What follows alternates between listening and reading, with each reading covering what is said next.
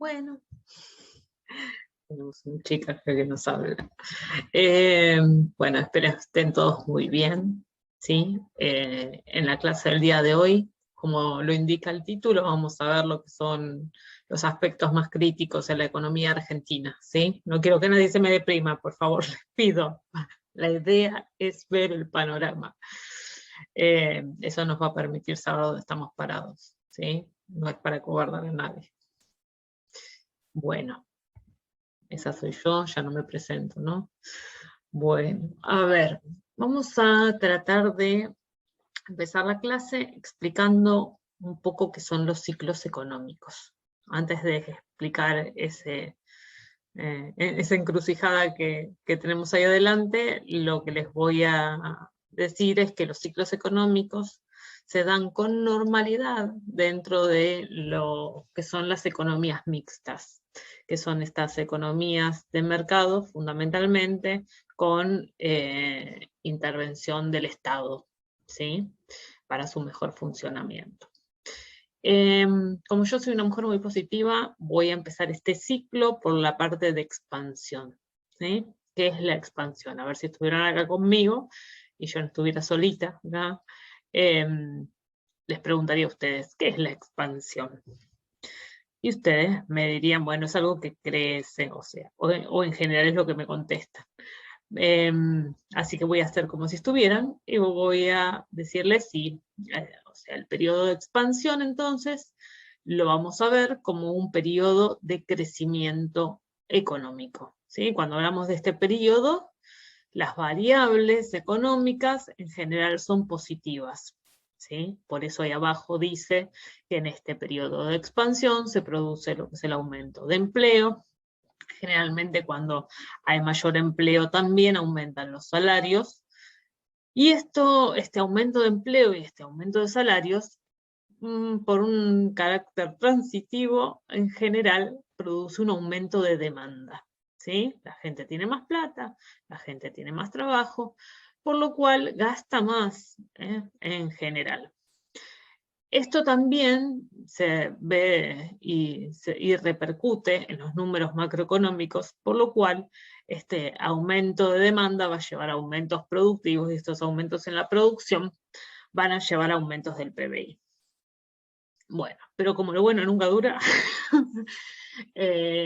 después del periodo de expansión, ¿sí? En general pasa, o sea, otra vez, bien, veamos esto como un ciclo, ¿sí? Como etapas que se van produciendo, ¿sí? Y van produciéndose a poco, no es que corta una, empieza la otra, ¿sí? Se van produciendo.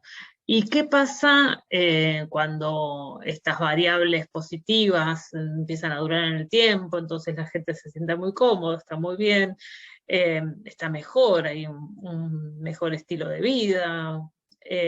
Pasa que obviamente quienes producen también quieren empezar a ganar un poco más, entonces tratan de aumentar esos rangos de ganancia, ¿sí? Si hay aumentos de salarios, esos aumentos de salarios también van a venir del mismo lado, entonces se empiezan a aumentar los precios de los bienes. Suele pasar que después de un periodo de expansión alto y largo, sí empieza a producirse esto, un pequeño aumento de precios. Cuando el aumento de precios empieza a ser sostenido y empieza a crecer, ¿sí? Y se empieza a ver en los bienes en general, entramos en lo que se llama un periodo de inflación. La inflación no es cuando sube un bien, ¿sí? La inflación se da cuando hay una suba generalizada de precios, ¿ok? Bueno, entonces, ¿qué es lo que produce esta inflación? Y sobre todo si no se resuelve rápidamente. Lo que suele pasar es que como los precios aumentan y ya las variables económicas empiezan a no acompañar, se produce un periodo que se llama de recesión, ¿sí? En este periodo de recesión, ante el aumento de precios de los bienes, las personas empiezan a disminuir la demanda, ¿sí? En general, ¿qué pasa?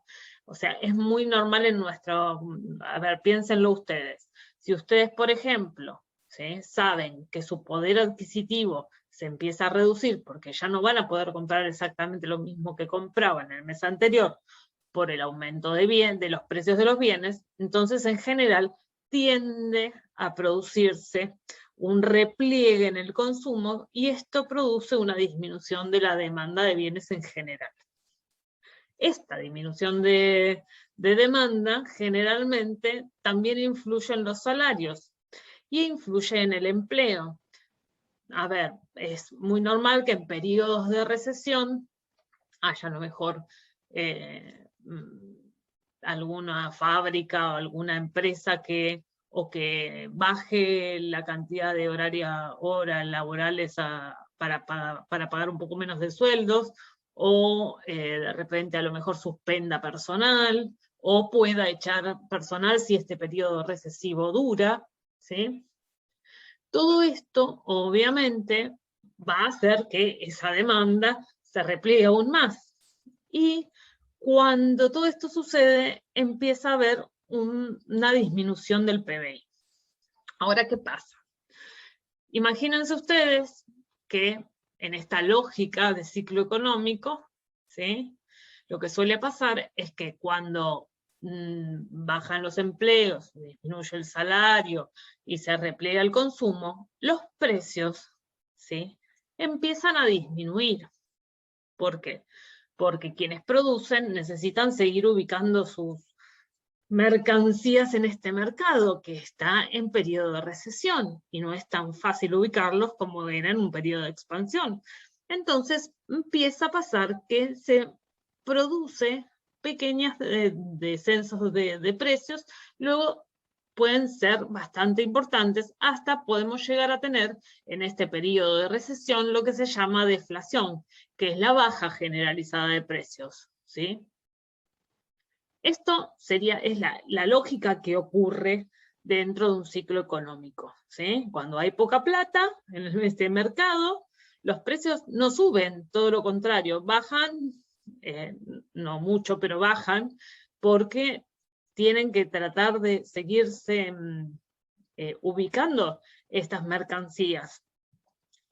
Bueno, lo que indican los economistas es que este ciclo económico se vuelve a un periodo de expansión a través de las medidas económicas correctas, ¿sí? ¿Esto qué pasa? Esto sucede así en general en economías que se consideran economías estables, ¿sí?, donde ya se sabe que esto sucede con normalidad, ¿sí? Este ciclo puede durar en su totalidad 10, 12 años, dependiendo del país, dependiendo de la estabilidad y dependiendo de las cosas que ocurren en el mundo, ¿sí? Nadie prevé una pandemia, por ejemplo, pero en situación de normalidad, en una economía estable, lo que sucede es esto. Ahora, en una economía estable, generalmente el periodo de expansión es largo, el periodo de inflación es corto, la recesión también, y ya cuando se empieza a vislumbrar un periodo de inflación que puede llevar a una recesión, ya se empiezan a tomar medidas económicas que puedan llegar a un periodo de expansión. Entonces ese ciclo, ¿sí?, se da con normalidad. ¿Qué pasa en Argentina? ¿A dónde estamos en este ciclo económico? Bueno, nosotros somos un país bastante particular. No nos cierra a nosotros mucho este ciclo económico. La realidad es que nosotros venimos de un periodo inflacionario de más de 12 años, ¿sí?, de continuado. Si ustedes ven los números de acá para atrás, ¿sí?, vamos a ver un poquito más adelante esto, pero vamos a ver que realmente llevamos muchos años, ¿sí?, con un periodo de inflación, cosa que no es la normalidad. No es normal que un país viva con esta inflación crónica que tenemos nosotros ya a esta altura. Esto porque uno se ha acostumbrado, y la realidad es que yo tengo niñe de 17 años y una hija, o sea, tengo un niño y una niña, ¿sí? De 17 y 13 años, que para ellos, en su mundo normal, las cosas aumentan todos los meses. Y la realidad es que no es normal esto. No pasa en los países del mundo esto. En los países del mundo la inflación media que puede tener un país en el año es entre un 0.5 y un 1.5% anual, es la media de inflación anual de los países en el mundo. Bueno, nosotros claramente nos escapamos de esos valores. Llevamos ya unos cuantos años con promedios de entre el 35 y 50% de inflación interanual, así que los números no, alguien diría no pasamos para la parte de recesión, pero tampoco tenemos un periodo de crecimiento económico, ¿sí? Más bien estamos en una etapa recesiva donde el consumo está disminuido y está retraído, pero no bajan los precios. Entonces, si bien esta es la explicación lógica de las economías, de las teorías económicas, y dicen, bueno, el ciclo económico funciona así, obviamente es la teoría, ¿no? Sabemos que cada país después, pero la teoría, y pasa en muchas partes del mundo, digo, habrán escuchado alguna vez, no sé, tal país entró en recesión, bueno, ¿cuánto dura la recesión de ese país? 6 meses, el peor de los casos, porque enseguida se trata de salir de ella para que la economía vuelva a funcionar. Bueno, nosotros nos quedamos en el medio y hacemos un ping-pong entre la inflación y la recesión y ahí estamos. No me pregunten a mí cómo habría que hacer porque realmente si yo supiera, no estaríamos acá, o a lo mejor sí, pero no sé realmente cómo se sale de este ping-pong que llevamos. Con toda sinceridad, les hablo, ¿eh? Saben que soy así. Bueno, seguimos. Entonces, a ver, ahí nombramos, entonces quedó claro que esta es la teoría, pero nosotros nos escapamos de esta teoría, ¿no? Bien. Y ahí les nombré el PBI, que en general cuando yo pregunto, ¿qué es el PBI? Todos me dicen, el Producto Bruto Interno. Bueno, tratemos de entender qué es el Producto Bruto Interno, ¿sí? Bueno, ahí les pongo como la definición, pero está bueno que la entendamos aparte, ¿sí? Dice, es una magnitud macroeconómica. Esto ya lo sabíamos, porque cuando vimos los principales, o sea, al principio los conceptos de economía, vimos que la economía se divide en macroeconomía y microeconomía, y al PBI lo pusimos dentro de la macroeconomía, así que esto ya lo sabemos. Y dice que expresa el valor monetario de la producción de bienes y servicios de la demanda final de un país o una región durante un periodo determinado, que normalmente es un año. ¿Sí? Generalmente los valores de PBI se van a encontrar anualizados y generalmente es un valor que se usa a nivel país, ¿sí? Y también es muy factible que este valor lo encuentren en dólares estadounidenses, ¿sí? Porque es la moneda comparativa. Bueno. Ahí les pongo algo. Entonces, básicamente el PBI es el número grande de nuestro país. Es como lo que se produce, el total de todo lo que se produce, ¿sí? Tengan esa idea, ese número grande. Ustedes esta palabra la deben haber escuchado más de una vez, que es el tema del déficit, ¿sí? Cuando uno prende la tele, en el canal que quiera, ¿sí? Para un lado, para el otro, pero se escucha mucho esta palabra. Argentina tiene déficit. ¿Qué quiere decir esto de tener déficit? Y básicamente que se gasta más de lo que se tiene, ¿sí? Si uno tiene un déficit en su casa, significaría que tiene las cuentas en rojo. Bueno, a nosotros en general nos pasa, ¿sí? que ya hace unos años estamos teniendo cuentas en rojo. Y obviamente eso no es bueno. ¿Por qué? Y porque cuando hay una cantidad que se produce en un país, pero los gastos exceden a lo que se produce, ese déficit hay que cubrirlo de alguna manera, ¿sí? Es como nos puede pasar en una casa, ¿sí? No quiero comparar los números macroeconómicos de un país con un hogar, pero como para que se entienda el concepto, ¿sí? Si yo tengo un trabajo donde gano X o donde me ingresan, si vamos a hablar de ingresos, me ingresa determinada cantidad de plata y gasto más de lo que me ingresa, eso lo voy a tener que cubrir de alguna manera, ¿sí? Bueno, para el 2020 ahí dice que el déficit fiscal primario fue del 6.5% del PBI. O sea, no es poco, ¿sí? Y ahí les puse los valores del 2018, 2019 y 2020, cómo varió la variación interanual del PBI, ¿sí? Como verán, bueno, súmenle ahí esa abrupta pérdida, podemos llamarle, dada por, obviamente, el tema de la pandemia también. Espera, que me fui. Ay, me fui para el otro lado. Bueno, sepan disculpar, ustedes ya me disculpan. Bueno, entonces, a lo que vamos con esto es que, si bien la Argentina tiene un buen PBI, ¿sí? Somos un país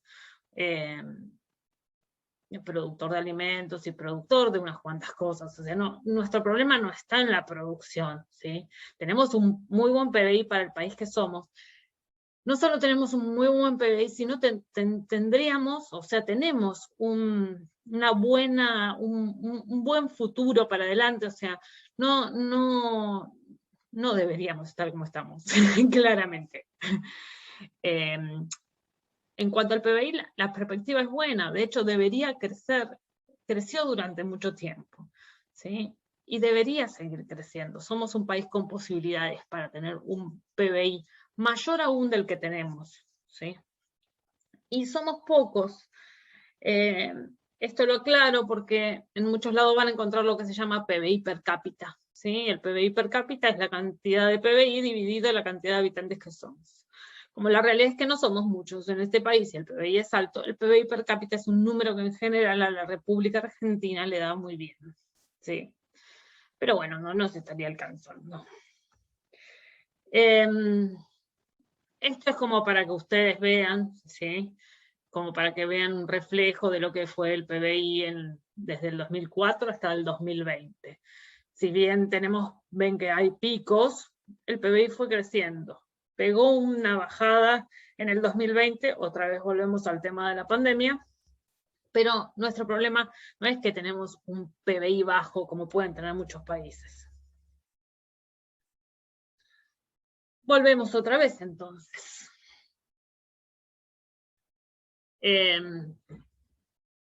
Si nosotros tenemos un déficit, hay que buscar o hay que pensar en reducir ese déficit, ¿sí? El tema es cómo se reduce, qué tipo de cosas se pueden hacer para reducir este déficit. Bueno, no es que se pueda hacer una, se pueden hacer varias como para que se complementen. Entonces, se dice que para reducir un déficit se puede reducir a través del aumento del PBI, ¿sí? Que eso digamos que nos agrandaría la caja, y por otro lado, la disminución del gasto, ¿sí? Y acá hay que tener mucho cuidado, porque cuando se habla de disminución del gasto, y este gasto proviene de las arcas del Estado, o sea, o de los valores que se redistribuyen, hay que tener cuidado, ¿sí? Si nosotros logramos aumentar el PBI, obviamente que el gasto se tendrá que disminuir menos, ¿sí? Pero cuando se hace análisis de qué gastos disminuir, es lo que hay que tener en cuenta. A mí me gusta siempre poner un ejemplo, que a lo mejor no sé si le sirve, pero no es tan preocupante a veces tener un déficit, ¿sí? Si el déficit lo tenemos porque se están generando, se está generando en el momento una situación que va a mejorar la situación del país más adelante. A ver, si yo, por ejemplo, me endeudo en un momento, como país, me endeudo en un momento para hacer rutas, para hacer colegios, para hacer hospitales, para incentivar las producciones que pueden aumentar el PBI el día de mañana. O sea, si yo me endeudo para generar el día de mañana un aumento en el PBI y un bienestar en quienes viven en el país, es una cosa. Ahora, si yo me endeudo para cubrir falencias financieras por malas políticas, y entonces tenemos un problema, ¿sí? Entonces, entendiendo esto, ahí yo les pongo cómo se suele cubrir este déficit, porque yo se los dije al principio, no es que puedo decir, ay, bueno, no importa, yo gasto total. No, ese déficit hay que cubrirlo de alguna manera. Y generalmente lo que se suele usar para cubrir ese déficit es la emisión de moneda o la generación de deuda, ¿sí? Ahí volvemos otra vez a lo mismo. No solo es importante si estamos en un déficit, por qué se está produciendo ese déficit y para qué se está produciendo ese déficit, y la otra es de qué manera se cubre. La realidad es que se han usado las dos.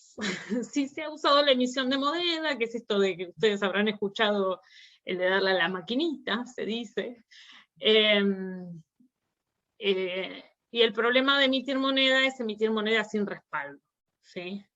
Si la emisión de moneda no tiene respaldo, lo que estamos haciendo es desvalorizar la moneda, porque a mayor cantidad de papel moneda haya circulante, ¿sí?, menor valor va a tener. Entonces, la emisión de moneda en general lo que suele hacer es empeorar las situaciones de inflación, ¿sí? Y después tenemos la generación de deuda, que es otro temón. Porque en general pasa que cuando uno sale a buscar plata, ¿sí?, hablando como país, hay muchas cosas que juegan a la hora de ir a buscar plata afuera. Primero que hay que tener mucho cuidado a quién se le pide, y otras veces no hay muchas opciones a quién pedirle. Porque es como pasa, acá podemos volver a la persona, ¿no?, al ejemplo personal. Si yo pido una vez y no pago, pido 2 veces y no pago, pido 3 veces y no pago, cuando vuelva a salir a pedir, me van a prestar, pero me van a prestar a unos valores que me va a ser muy difícil pagar. Es muy complejo. La generación de deuda para un país es muy complejo, porque lo que suele pasar también es que quienes pagan la deuda generada no son quienes van a usar esa plata, sino quienes están en el gobierno en el momento de pedirla, ¿sí? Bueno, ya les digo, de ambos casos hemos hecho uso, y la realidad es que no, ninguna de las dos cosas nos ha sido funcional. Por eso es tan importante, otra vez volvemos a lo mismo, no tanto el cómo se cubre el déficit, sino tratar de no seguir generándolo. Bueno, espero que todavía estén ahí y no se me hayan deprimido. Este país es maravilloso. Solo falta que nos demos cuenta. Bueno, aspectos críticos, entonces. Digamos que estos son algunos, siempre podemos encontrar alguno más, ¿sí? Así que si se les ocurre alguno más, pueden hacerse sus anotaciones y sus apuntes y poner. Pero digamos que estos son así como muy relevantes en nuestro país. En principio, uno de los problemas, y este no es solo un problema nuestro, sino en el mundo en general, el aumento de los precios básicos, como los alimentos, no es algo que pasa en la República Argentina en general, los precios de los alimentos han ido subiendo más, en mayor proporción que otros bienes y servicios. Es un problemita porque, como lo charlamos la primera clase de este cuatrimestre, los alimentos no son bienes como cualquier otro. Digo, yo puedo a lo mejor vivir sin algunos tipos de bienes, pero sin comer no lo voy a lograr. Entonces, como ya dijimos bien, son alimentos básicos de primera necesidad. ¿Sí? Son bienes básicos de primera necesidad los alimentos. Entonces, el aumento de precios de estos bienes básicos repercute en mayor proporción sobre las personas que menos tienen,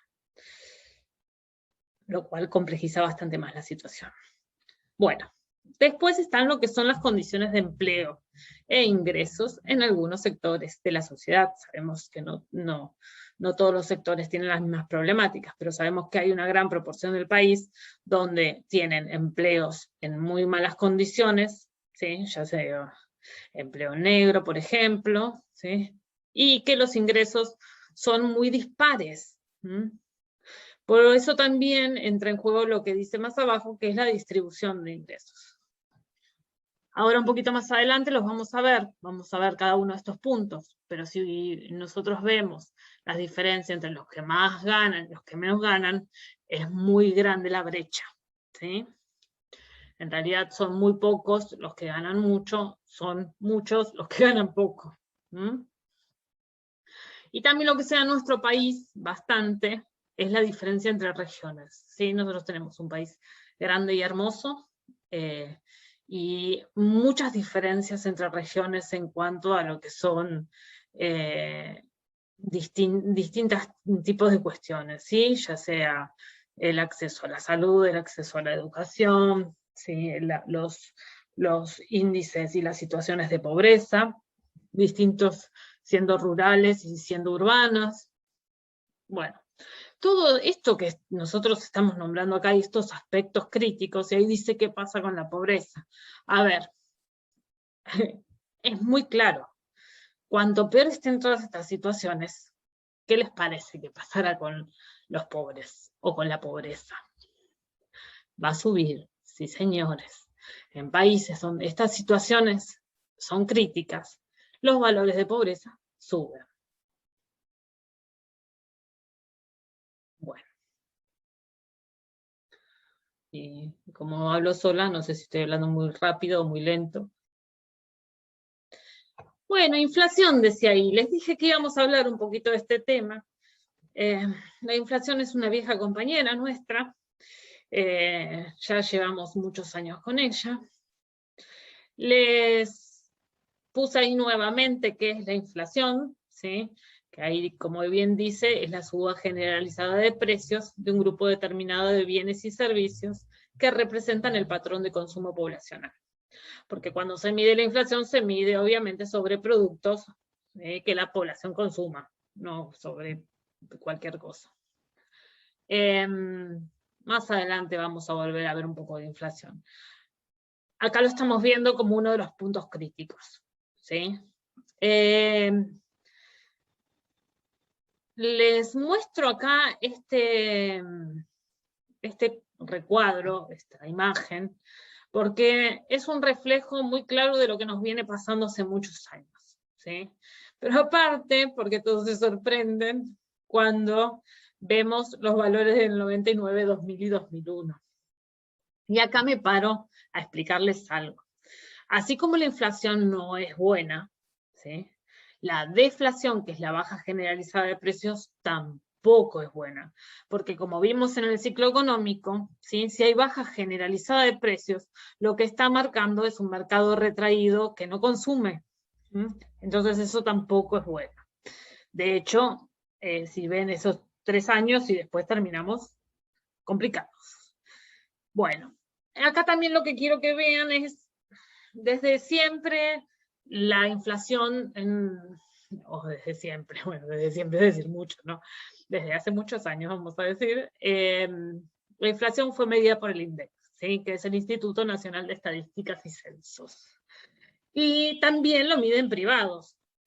Usando la metodología del INDEC, usan, digamos que hacen como, si se quiere, controles, o lo toman para hacer algunos trabajos, pero existió desde más o menos que existe el INDEC. Como verán acá, lo que se ve es que, si bien tanto si hubo inflación o deflación, los valores en general eran bastante concordantes. Yo me voy a parar acá y voy a decir algo. La estadística siempre tiene que servir para conocer cuáles son los problemas que tenemos para poder solucionarlos, ¿sí?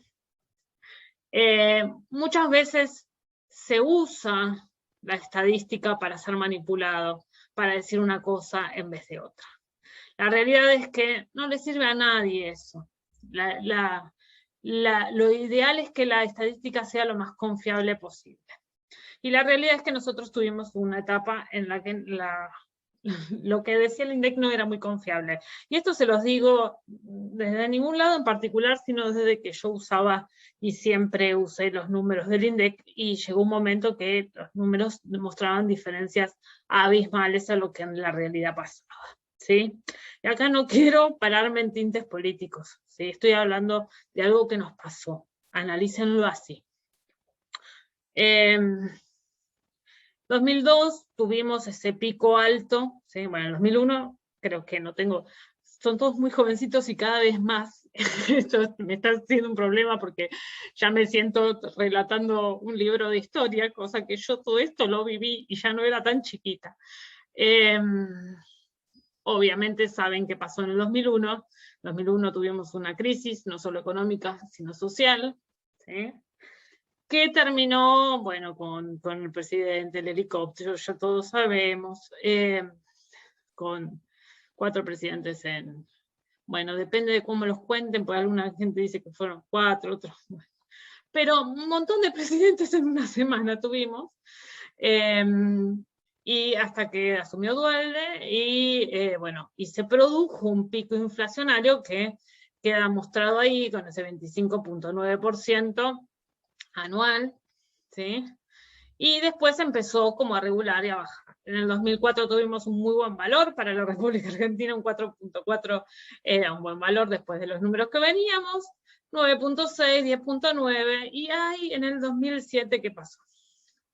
En el 2007 se empezó a ver una diferencia muy grande entre lo que decían el INDEC y los privados.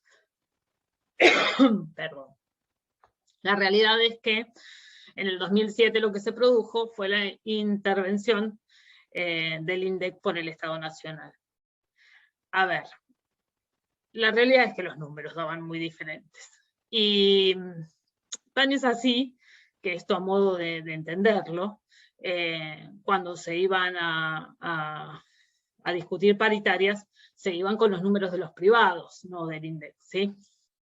Y acá vuelvo a decir lo mismo. Otra vez el tema de entender que las estadísticas tienen que ser confiables, porque si no pierden sentido, ¿sí? Si no, no las tengamos. ¿Para qué vamos a tener números que no nos están diciendo nada? Bueno, son cosas que pasan. Esto se los muestro como para que veamos esto de que estos son los países con más inflación, los 20 países con más inflación. Nosotros estamos, esto es del 2019. Dio un 53.8% interanual nuestra inflación. Arriba nuestro, Zimbabue y Venezuela. Igual, en realidad estos valores ya se acercan más a una hiperinflación que a una inflación. ¿Sí? Estamos cerquitas de Sudán. No es por nada, cada país no es que no pretendo desmerecer ningún país, pero la realidad es que son realidades distintas, ¿sí? Haití tiene menos inflación que nosotros. el valor interanual, y acá explico, el valor interanual para Argentina a nivel general nacional, eso quiere decir que es el promedio, ¿sí?, general de todo el año, ¿ok? Después cuando veamos más adelante van a ver por qué les digo esto de nivel general nacional. El 53.8% de inflación tuvimos en el año, y en el 2020 tuvimos 36.1. Hasta julio del 2021, o sea, de este año que llegamos, ya llevamos acumulado el 29.1. Es mucha inflación. Y puede ser que se aplaque ahora un poquito en los últimos meses, pero vamos a terminar con una inflación como mínimo, como la del 2020. Bueno, ¿y qué pasa? ¿Y por qué tiene tanta relevancia esto de la inflación? ¿Por qué les hablo tanto de la inflación? Obviamente que no tengo que explicarles mucho, creo que todos ustedes están viviendo en Argentina y saben lo que significa los procesos inflacionarios. Esto de saber que vos cobrás una cantidad de plata, si tenés un trabajo, y que sabés que este mes te va a dar para comprar determinada cantidad de cosas, y el mes que viene, a no ser que se produzca algún aumento, que ahora dan a lo mejor algunos aumentos así pequeños porque escalonan las paritarias, escalonan los aumentos, entonces nos encontramos con que a lo mejor eso va acompañando un poquitito la inflación, pero si no lo que se produce es una pérdida del poder adquisitivo, ¿sí? Uno no puede comprar lo mismo, va perdiendo capacidad de su salario. Y esto complica mucho la economía de las personas, ¿sí? No solo la economía en su momento, sino su previsión a futuro, ¿sí? Bueno, esto, acá lo rojo es inflación y el celeste es salario privado registrado, ¿sí? Ya ni vamos a hablar de los que están empleados en negro, porque esta también, yo una vez tuve una discusión con una persona que me decía, bueno, no importa si hay inflación o no, lo importante es que los salarios sigan, que las paritarias se cierren bien y que los trabajadores logren los aumentos para equiparar a la inflación. Y yo en ese momento le dije, sí, quien tiene un sindicato, digamos, poderoso y quien tiene que empuje el valor de ese aumento, bien. ¿Y qué pasa con la población que está en negro? ¿Qué pasa con la gente que trabaja por su cuenta? ¿Sí? ¿Quién la aumenta a ese ritmo? ¿Pueden seguir el aumento alocado de la inflación? Entonces, esto también demarca que en este caso los periodos inflacionarios y la pérdida de poder adquisitivo suele golpear en las personas que menos tienen. Bueno, les dejo igual para que vean. A ver, lo que se ve acá es que esos porcentajes en donde el rojo le gana al celeste son pérdidas en los poderes adquisitivos de los ingresos, ¿sí? Y sigo insistiendo, esto es salario privado registrado. Bueno, otra forma de mirar cómo va variando el poder adquisitivo también me pareció piola porque es un reflejo de lo que se podía comprar en kilos de carne, ¿sí? Cómo va variando la evolución de poder de compra del salario, ¿sí? Privado formal también es a lo largo del tiempo en kilos de carne. Los cortes de carne que se midieron fue asado, bife angosto, carne picada, cuadril, nalga y paleta. Se hace un promedio, obviamente, y esos valores son los que se podía ir comprando, lo que se podía comprar y lo que se pudo ir comprando hasta el 2020. También se lo dejo para que los miren. Bueno. Como charlamos al principio, otro de los aspectos críticos en nuestro país es el empleo. Para esto vamos a empezar acá también, todo lo que es estadística de empleo, lo realiza el INDEC, ¿sí? Y tiene una encuesta que se llama Encuesta Permanente de Hogares, que es la que releva en mayor proporción todo lo que es la información de empleo y desempleo y de qué tipo de empleo e ingresos, ¿sí? Les voy a pasar a explicar cómo es que, digamos, agrupa esta encuesta permanente de hogares para decir, bueno, cuánta gente está ocupada, cuánta desocupada, y cómo especifica esta división. Nosotros tenemos a la población total. En la población total estamos todos. Toda la República Argentina. Todas las personas que viven en la República Argentina. Dentro de esa población total las vamos a dividir en dos. Por un lado va a estar la población económicamente activa, que va a ser aquella que está en situación de poder trabajar, y va a estar la población inactiva. Y acá vamos a hacer una sectorización, digamos, dependiendo en la cantidad, si se trabaja o no, y dependiendo de la cantidad de horas que se trabaje. Entonces, yo les voy a decir que los ocupados plenos son esas personas que trabajan entre 36 y 46 horas semanales, ¿sí?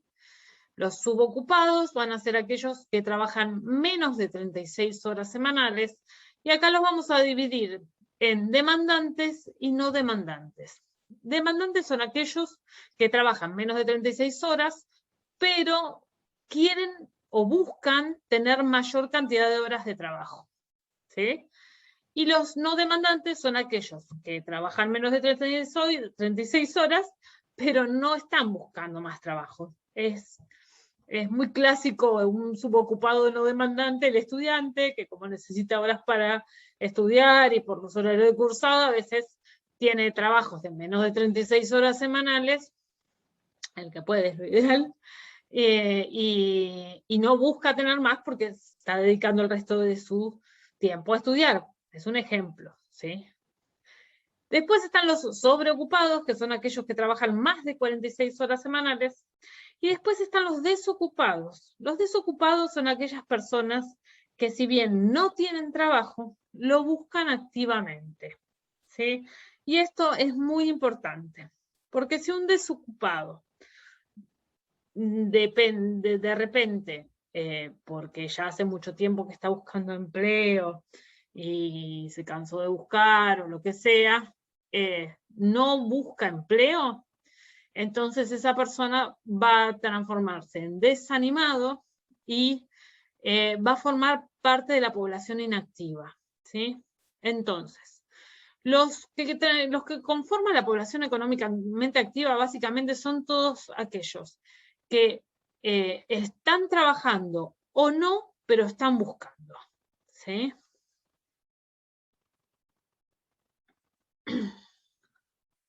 Dentro de la población inactiva, entonces, vamos a tener, como bien dijimos, a los desanimados, que son aquellos desocupados que ya no buscan más trabajo, entonces no se los considera como población económicamente activa. Los jubilados, no porque no pueda haber algún jubilado que esté trabajando, sino que los jubilados que ya hicieron su trabajo, se jubilaron, cobran su jubilación y no buscan trabajar más horas, son población inactiva. Lo mismo que los estudiantes que son población inactiva son aquellos que se están dedicando a estudiar y que no buscan trabajo.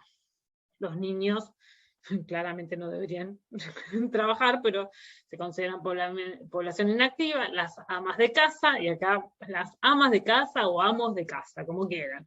El tema es aquella persona que se dedica a las tareas del hogar y que no busca trabajar afuera porque se está dedicando a las tareas del hogar. Que por cierto, son muchas, y monumento a los amos y a las amas de casa. Bueno, y discapacitados, que obviamente por su discapacidad no puedan trabajar, y entonces si hay una persona con discapacidad que trabaja, forma parte de la población económicamente activa, ¿ok? Ok, profe, yo me contesto sola. Bueno, este no se diga nada, me lo robé de Infobae, pero me pareció lindo porque se mueve. Nada, me pareció, entre hacerlo yo y sacar son con datos del INDEC, ¿sí? Y son los datos de desempleo de los últimos años. Está hasta el 2019 nada más, que llegó al 10.1%. Acá igual les dejo los valores actuales, ¿sí?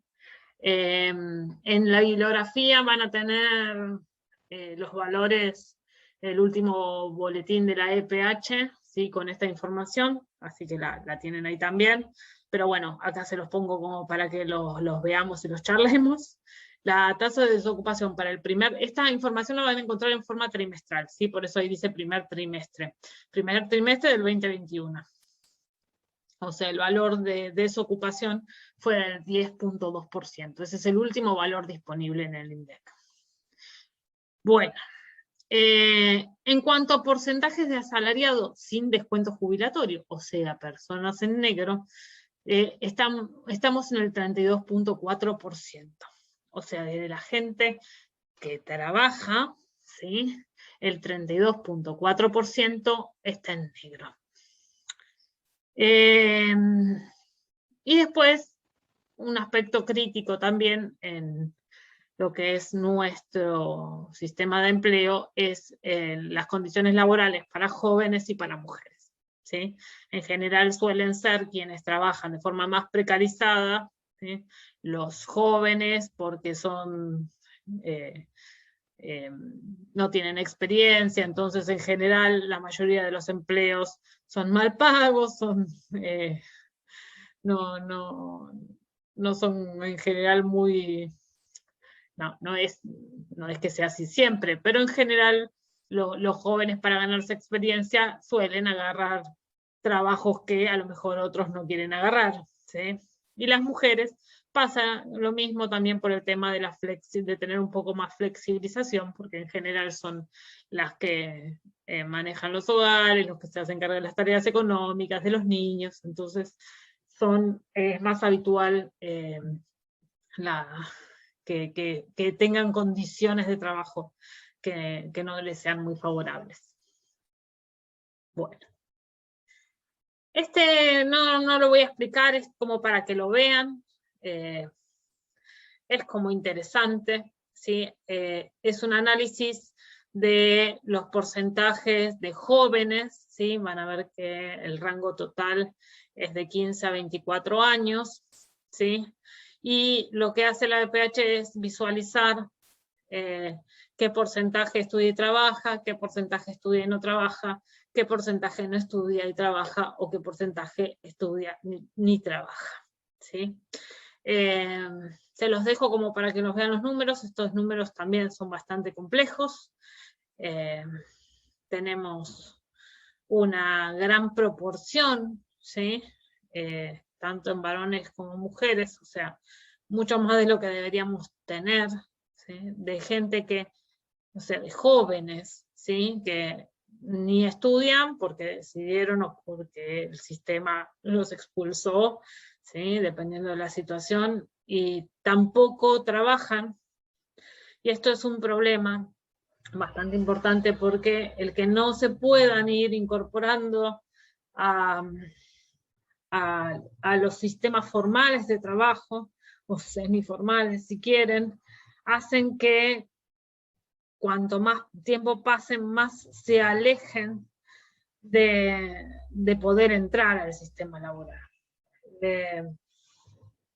Es muy compleja la situación. O sea, me parece que una de las cuestiones a las que hay que apuntar sin lugar a dudas es generar trabajo, sobre todo para estos grupos etarios. ¿No? Si uno quiere tener una visión de país con horizonte al trabajo, tiene que fomentar trabajos para jóvenes. Bueno, pero a mí no me pregunta nadie. Les cuento yo lo que me parece. Bueno, acá les pongo algunas de las cuestiones por las cuales digamos, están en una situación un poco más crítica, que es la falta de experiencia laboral previa, el poco incentivo de la sociedad para favorecer la inserción laboral, la educación media que no prepara para el campo laboral, ¿sí? Hoy como que un título secundario es imprescindible para todo, y como que hasta les diría que está quedando corto, o que falta mucho también lo que eran las escuelas de oficio, que han ido perdiendo peso y relevancia cuando eran más que importantes. Pero bueno, es parte del problema eso también. Y la incapacidad de ver claro un horizonte hacia el cual dirigirse. Nunca pierdan el horizonte, por favor, les pido. Esto tampoco es un problema de Argentina, es un problema a nivel mundial, ¿no? Esto de que los jóvenes vivimos en un mundo que se aceleró tanto, que es tan difícil proyectar a 5 años, a 10 años, dónde va a estar uno, qué va a estar haciendo de su vida, qué va a servir de lo que uno hace hoy, mañana. Es muy loco, pero es muy así para todos. Pero bueno, ya les digo, no es una cuestión acá, es una cuestión general, y yo brego porque nunca pierdan el horizonte, siempre fíjense algo a donde quieran llegar, lo que sea. Arte, estudio, ciencia, trabajo, viajes, riqueza, no sé, pero pónganse objetivos, porque eso es lo que los impulsa a seguir para adelante, en un mundo que está muy loco, por cierto, pero es el que nos toca vivir. Bueno, hoy estoy así, esto me pasa por estar mucho tiempo sola. Esto tampoco lo voy a hacer, esto es como una caracterización, ¿sí?, de lo que es la desigualdad de género en el mercado laboral. Y cómo han ido cambiando algunas cuestiones de hace unos años a la actualidad, ¿sí? Por ejemplo, ahí les pongo cuál es la participación de las mujeres en el mercado laboral, ¿sí?, con 3 años como para que tengan una mirada de cómo fue creciendo. Cada vez hay más mujeres en el campo laboral. Cada vez hay más mujeres que tienen hijos que se vuelvan al campo laboral. Antes, en general, las mujeres que tenían hijos esperaban o no tenían hijos en su momento laboral, y de cuando los tenían dejaban de trabajar, o esperaban a que los chicos crecieran para empezar a trabajar. Hoy se ve, ya hace unos cuantos años, que la mayoría de las mujeres con hijos inclusive salen al campo laboral y son ya la mayoría, ¿sí? Después dice el tipo de trabajo que aceptan suelen ser flexibles, precarios y de pocas horas semanales. Bueno, esto ya lo charlamos. También se manejan lo que se llaman los 3 ejes de desigualdad laboral. Se los explico brevemente, ¿sí? Con la segregación horizontal es la diferencia que se da con una persona del mismo sexo, las posibilidades de cada uno, ¿sí? La vertical es cuando hay 2 personas del mismo sexo que lo que tienen diferente es la posibilidad de ascensión en el trabajo, ¿sí? ¿Esto qué quiere decir? No sé, si hay un puesto de gerencia y hay 2 personas, un hombre y una mujer, es más factible, ¿sí?, que el elegido sea hombre. Y la brecha salarial tiene que ver con 2 personas que estén haciendo el mismo trabajo, la misma cantidad de horas y todo, y que tengan diferencias salariales solamente por el hecho de ser hombre o mujer. Y esto pasa, aunque obviamente pasa mucho en menor proporción de lo que pasaba antes, pero sigue pasando. Bueno, y después dice diferencia entre la formación profesional e inserción en los puestos de trabajo equivalente. O sea, son todas caracterizaciones de las diferencias y la desigualdad de género que se da dentro del mercado laboral.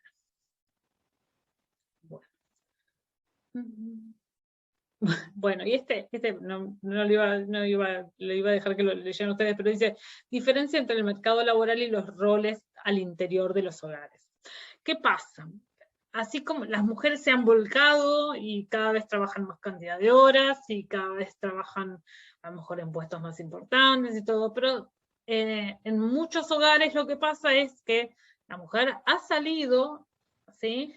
Pero ha salido a trabajar y trabaja a lo mejor igual cantidad de horas que el hombre, pero a la vuelta al hogar la repartición de tareas sigue siendo bastante desigual, ¿sí? Si bien yo conozco muchos hombres que realmente se ponen en una función igualitaria dentro del hogar, no pasa en la generalidad. Sigue habiendo todavía muchas diferencias en lo que son los roles al interior de los hogares, e incluso entre madres e hijos, digo, madres, hijos e hijas, ¿no? Esto de adolescentes o jóvenes que viven en el hogar y la madre sigue haciendo las tareas como si fuera la única que vive en la casa, ¿sí? Digo, si alguno se sintió tocado, perdón. Pero estas cosas pasan en los hogares. Esto, plantearse como que todas las personas, ¿sí? Tengan tengan distribuciones de tareas en el hogar como para que sea más equitativo para todos, ¿no? Bueno, distribución de ingresos. Yo les dije que uno de los problemas que teníamos eran las diferencias, ¿sí? Entre los que más ganan y los que menos ganan. A ver, para que, no sé, bueno, siempre hago lo mismo, siempre pregunto en este momento cuando explico esto si saben lo que es un decil. Algunos me dicen sí, otros me dicen, entonces yo por la duda lo explico. A ver, ¿qué es un decil? Un decil es una distribución igualitaria, ¿sí? ¿Qué vamos a hacer? Vamos a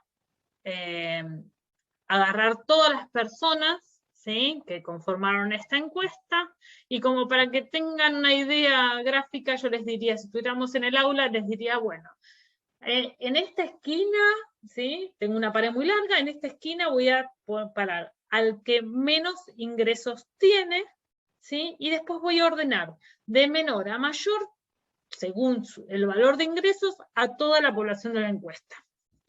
Cuando yo termine de hacer eso, voy a tener a toda la población acomodada según sus ingresos, ¿sí? A toda esa gente la voy a dividir en 10 partes iguales, ¿sí?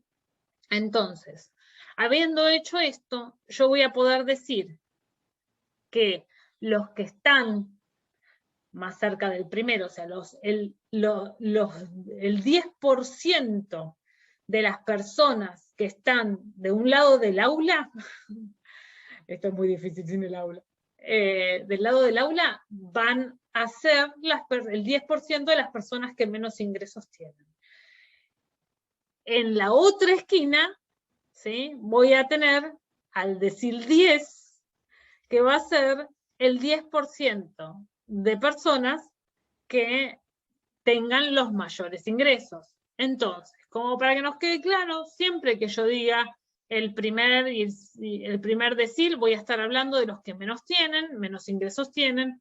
Los que estén en el décimo decil van a ser los que más tienen, ¿sí? Bueno, acá obviamente por las diferencias de pesos se dan cuenta rápidamente, ¿sí? Pero es eso, cuando ustedes cuando yo hable del primer decil o el décimo decil, voy a estar hablando de eso, de los que menos tienen o más tienen.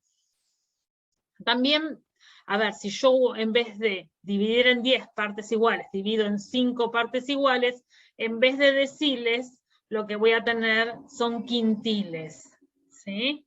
En el primer quintil voy a tener al 20% de la población con menos ingresos, y en el quinto quintil voy a tener al 20% de la población con más ingresos. Bueno, espero que se haya entendido. Acá quiero decir algo. No nos tenemos que olvidar que estos valores de ingresos son ingresos relevados a través de una encuesta. Sabemos que cuando se pregunta sobre ingresos, la gente a veces no dice del todo todos los ingresos. Muchas veces se subvalora esto porque a veces los ingresos que se consideran no declarados a veces no aparecen. Pero más allá de eso pasa en todos los rangos, ¿sí? Pero lo que me parece interesante como para que ustedes puedan ver es qué cantidad de deciles debemos tomar para llegar a tener lo que tiene el décimo decil. A ver, ¿qué quieren decir estos porcentajes, básicamente?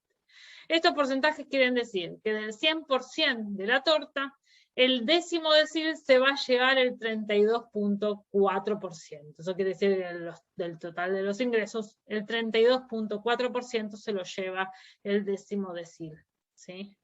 Si nosotros sumamos el primero, el segundo, el tercero, el cuarto, el quinto, el sexto, cuando estemos llegando entre el sexto y el séptimo, recién juntando a todos esos deciles de ingresos, vamos a obtener lo mismo que se lleva el décimo decil, ¿sí? Esto como para entender las diferencias, ¿sí?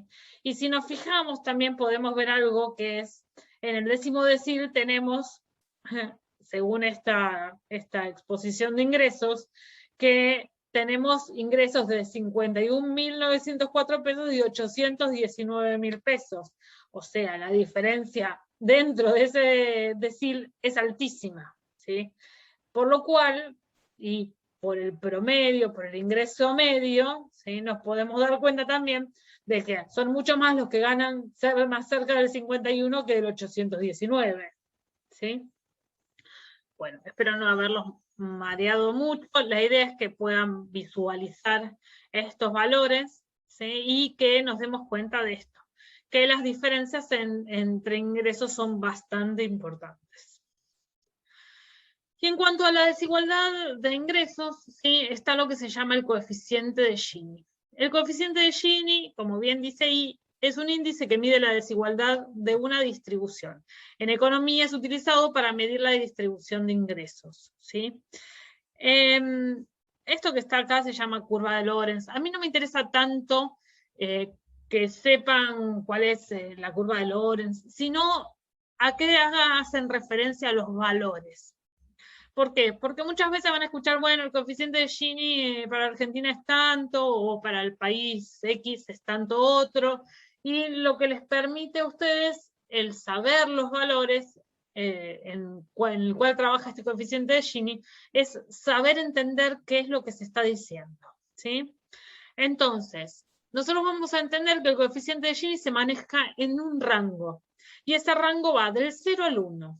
El 0 va a ser la igualdad absoluta, y el 1 va a ser la desigualdad absoluta, ¿sí? ¿Qué significa esto? Que en principio entender que ni el 0 ni el 1 en realidad va a existir, porque los valores de coeficiente de Gini dan alrededor de 0.25 a 0.70, más o menos 0.75, entre los países más igualitarios y menos igualitarios. La igualdad absoluta no existe porque significaría que todo el mundo, todos ganan exactamente lo mismo, ¿sí? Claramente no existe. Y la desigualdad absoluta significaría que una sola persona gana todo, lo que hay, todo, el todo, se lleva el todo. Tampoco es así.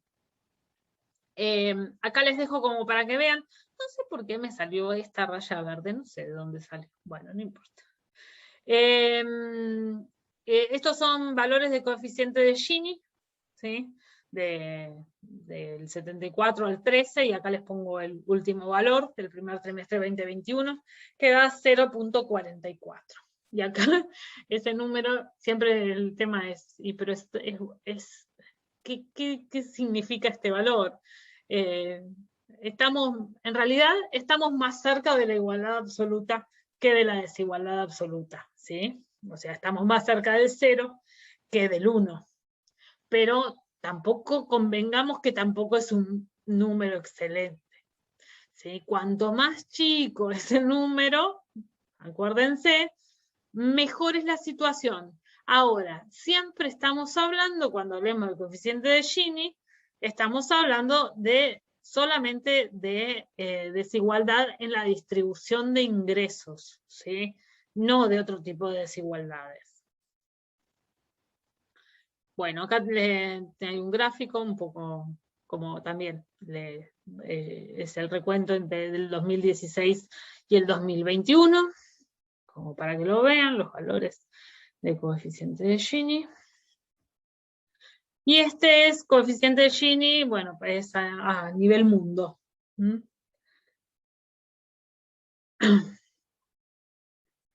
Tenía otro mapita, pero bueno, no importa, este les sirve igual. A ver, la idea fundamental es que ustedes vean los países en verde, son los países que tienen mejor distribución de ingresos, y los países en rojo oscuro son, cuanto más oscuro, peor están. ¿Sí? Como ustedes ven así, bueno, estamos bomba. Al final, no sé de qué nos quejamos. Bueno, eso tampoco nos tiene que convencer. Que haya otros países que tienen mayor desigualdad en la distribución de ingresos no nos tiene que dejar tranquilos. ¿Sí? Bueno. Y ya cerrando, les juro,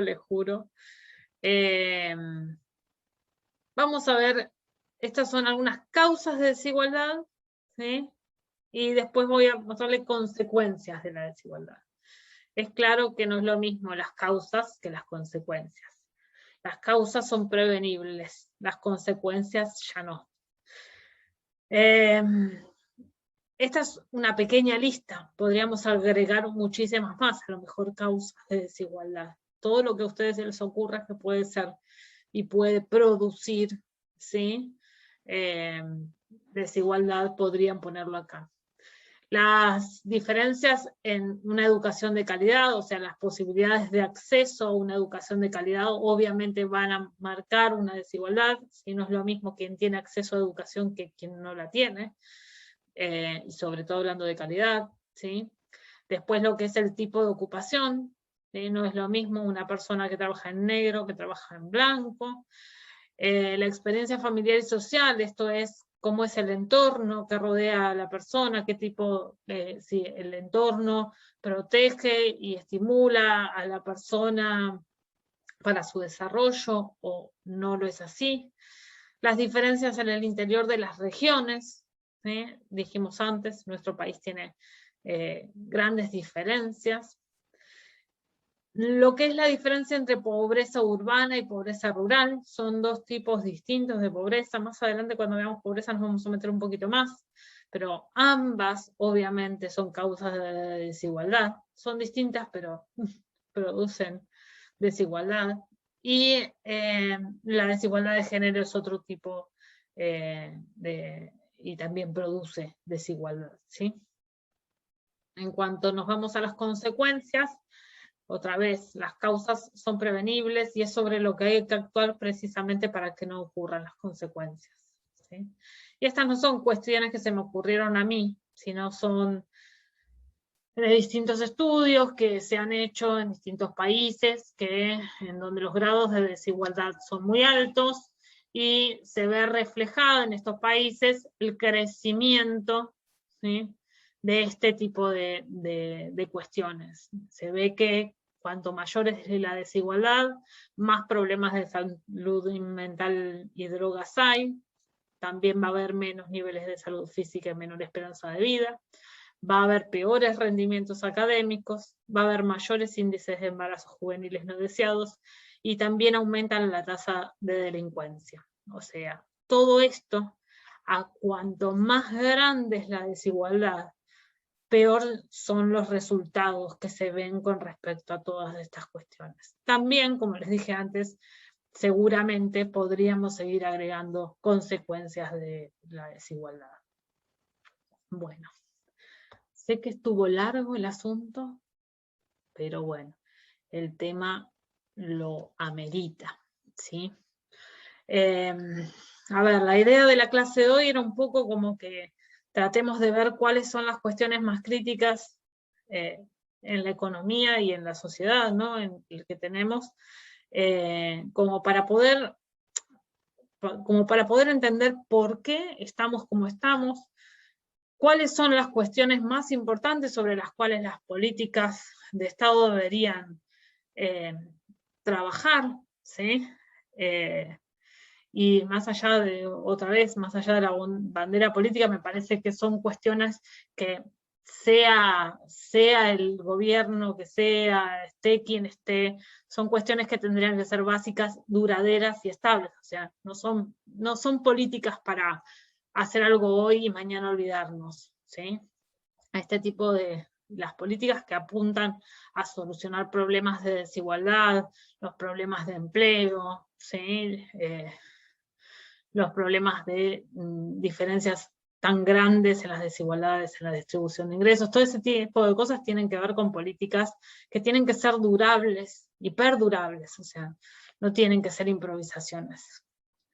Pero bueno, esa es la idea es enmarcar un poco cómo está la Argentina en estas cuestiones, para poder entender, ¿sí? La clase que viene vamos a ver métodos de medición de pobreza, y bueno, y los números y cómo estamos y todo ese tema. Bueno, espero que no les haya sido demasiado tedioso, que hayan disfrutado la clase, y bueno, me estarán escuchando en algún otro momento seguro. Cuídense mucho.